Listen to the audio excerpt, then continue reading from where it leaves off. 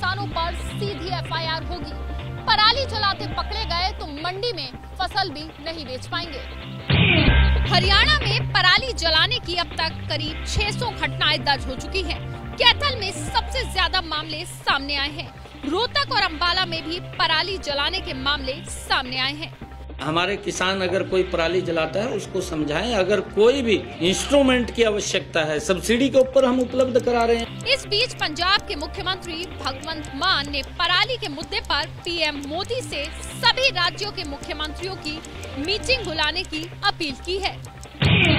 पराली जलाने को लेकर सुप्रीम कोर्ट केंद्र सरकार के panel commission for air quality management के साथ साथ पंजाब और हरियाणा की सरकारों की फटकार लगा चुकी है।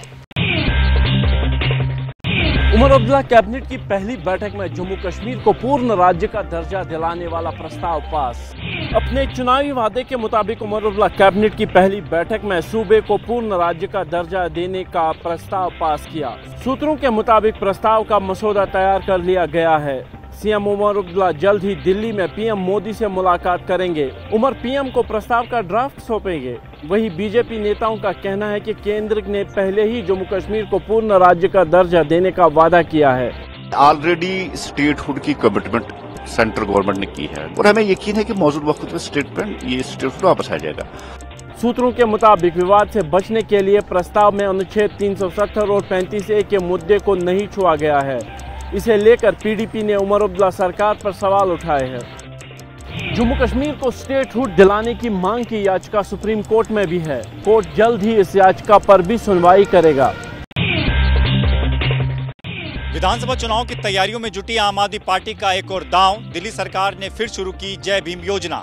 जय भीम योजना के तहत SC, ST, OBC और EWS समाज के बच्चों को प्रतियोगी परीक्षाओं की कोचिंग फ्री में कराई जाती है। योजना के तहत 12वीं पास करने या ग्रेजुएशन के बाद संबंधित ग्रुप के बच्चों को मेडिकल, इंजीनियरिंग, रेलवे, UPSC या अन्य नौकरियों के लिए कोचिंग की फीस दिल्ली सरकार देती है। गरीब लोग, दलित समाज के लोग, OBC समाज के लोग, उनके बच्चे इंटेलिजेंट हैं लेकिन उनको सहूलियत नहीं मिलती। हमारी सरकार का मकसद है उनको वही सहूलियतें दिलाना, उनको वही अवसर मुहैया कराना जो अमीरों के बच्चों को मिलते हैं।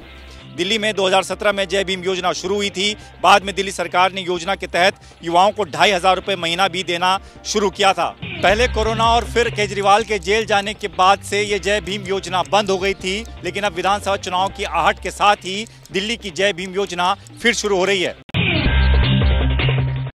मैसूर शहरी विकास प्राधिकरण घोटाले में ईडी का एक्शन। मुडा के कार्यालय में ईडी की हुई छापेमारी, अधिकारियों से की गई पूछताछ। ईडी के 12 अधिकारियों की टीम मैसूर में मुडा ऑफिस में जांच के लिए पहुंची। ईडी की टीम ने मुडा कमिश्नर AN रघुनंदन समेत अन्य अधिकारियों के से जानकारी ली। ईडी की टीम ने 50-50 स्कीम से जुड़े अधिकारियों से पूछताछ भी की। 50-50 स्कीम के तहत ही CM सिद्धरमैया की पत्नी को मैसूर के पौष इलाके में 14 प्लॉट्स अवार्ड किए गए थे। मुडा की जमीन घोटाले से जुड़े मनी लॉन्ड्रिंग के एक मामले में ईडी ने सिद्धरमैया समेत कुछ लोगों के खिलाफ केस दर्ज किया है।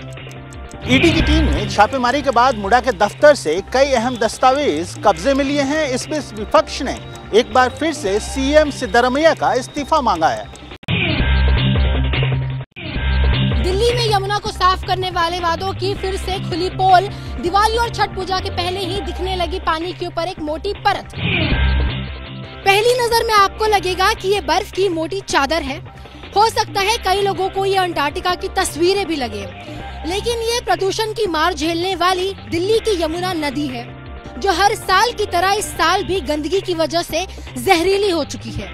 गंदे नाले और फैक्ट्री के केमिकल वेस्ट की वजह से यमुना में झाग की काफी मोटी परत बन गई है। कालिंदी कुंज और ओखला बैराज के पास हालात चिंताजनक हैं। सीवेज ट्रीटमेंट प्लांट का वेस्ट भी पानी में मिलकर इसे जहरीला बना रहा है। दिल्ली प्रदूषण नियंत्रण कमेटी की एक रिपोर्ट के मुताबिक पानी में सॉलिड वेस्ट की जो मात्रा है वो लगातार बढ़ रहा है और इसीलिए ये पानी पूजा करने वालों के लिए बहुत ज्यादा खतरनाक साबित हो सकता है। जैसे ही घड़ी का काटा दोपहर 2:30 पे आए, बबीता जी का दिल सास बहू साजिश के लिए मचल जाए। और ये है इनकी बहू, पूरे दिन ऑफिस की टेंशन हो जाए गॉन जब ये करें अपना फेवरेट शो फ्री टाइम पे ऑन।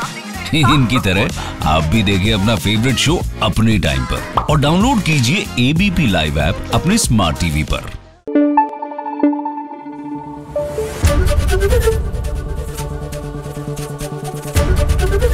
एबीपी न्यूज आपको रखे आगे।